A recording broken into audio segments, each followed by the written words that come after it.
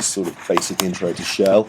I'm just going to show you a few bits and pieces and just sort of discuss using the shell. So first thing, a couple of things to do with if you're typing things. So for example, if you go /user, press the tab key, include, or I press the tab key, and double press the tab key, all of a sudden it says I've got 103 possibilities.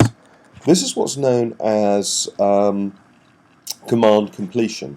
The Unix shell will look ahead in the file system or in commands that it knows about and try and guess what you're going to do. So for example, if I press C now and press the tab key, it gives me a list of two things, because I know basically that there's a C++ directory. So if I now just do the plus and press the tab again, it will fill in. So in those previous demos, you may have thought that I was typing quite quickly. Well, actually I'm just using the command line completion. Also, I've forgotten to type a command at the beginning there. So actually I can go to the beginning of the shell prompt by doing Control A, and that will take me to the beginning. I can now type CD space, and I've changed into that directory, and I can look around and see what's going on.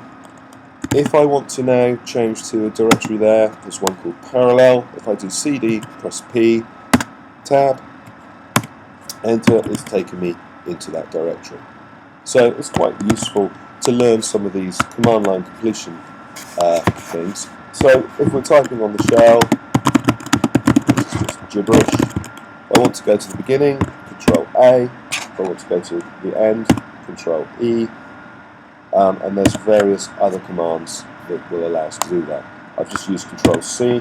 Control C basically stops things. If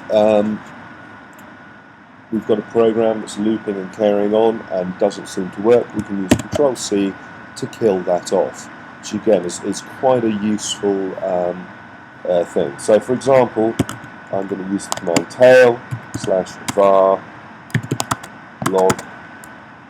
There's a log there, and you can see there's various sort of logs and things going on at the back there. So if I just look at the boot log, at the moment that's just going through some error messages that are there.